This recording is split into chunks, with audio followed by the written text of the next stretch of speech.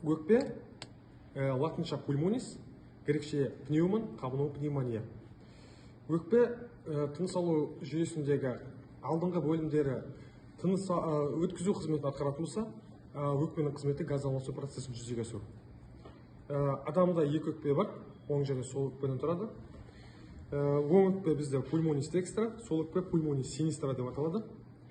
Өкпенің орналасқан орны, яғни кеуде қуысын толықтай толтырып тұрады. Өкпенің ұшы бар, апекс пульмонис сүйірленген, және ана кеңейген негізі бар, базис пульмонис. Өкпенің ұшы төс дептің ғой, бұғана сүйектерінен 1-2 см жоғары шығып тұрады да, ал төменгі шекарасы шартты сызықтарменен төс маңыз сызығынан басталып, омыртқа маңыз сызығында деңгейіне анықталады. Өкпенің бірнеше беттері бар, яғни екі өкпенің де қабырғалық беті бар, яғни қабырғамен жанасатын. Және көкеттік беті бар, көкетпен жанасатын. Және медиал стеналды қуысқа қараған медиастеналдық беті болады. Немесе медиалдық бет деп атаймыз. Өкпенің қабырғалық бетін фациас косталис дейміз. Көкеттік бетін фациас диафрагматика дейміз. Медиалдық немесе медиастеналдық бетін фациас медиастеналис деп атаймыз. Енді өкпелердің жиектері бар, алдыңғы жиегі бар. Марго антериор деп атаймыз мұны. Сол өкпенің алдыңғы жиегін қарап тұрсаңдар, жүрек ойы орналасады екен. Сосын төменгі жиегі болады екен. Марго инфериор деп атайды екенбіз. Қарап тұрсаңдар, алдыңғы жиегі көкетті медиалдық бетінен бөледі.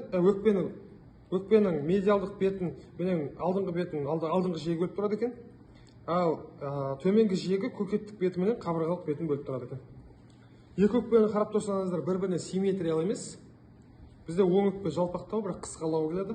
Сол өкпе ұзындау және жіңішке болып келеді. Ол барлығы екі өкпенің ортасында, яғни төс сүйегінің артында жүректің орналасуына байланысты. Оң өкпеде бізде екі саңылауды көруге болады. Мынау көлденең және қиғаш орналасқан. Осы саңылаудың арқасында біздің өкпеміз үш үлеске бөледі: жоғарғы, ортаңғы, төменгі. Лобус супериор, лобус медиа, лобус инфериор деп аталады.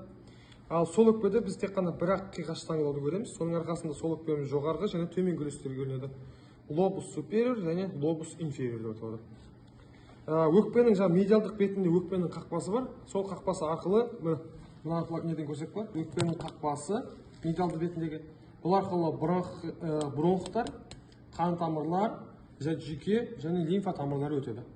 Бұл айтылған құрылымдар өкпе қақпасы арқылы өтіп, өкпенің түбірін түседі, оны радикс лингва деп атайды екенбіз.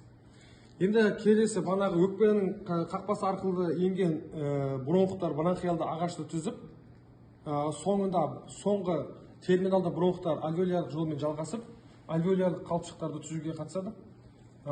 Сол альвеолаларды, сосын альвеолалық жолды, соңғы терминалды бронхтарды біріктіріп, біз, яғни өкпенің құрылымдық бірлігі деп атаймыз, оны ат синус деп аталады. Сол альвеолярлық қапшықтарда қан менен ауа арасында газ алмасу процесі жүзеге асады.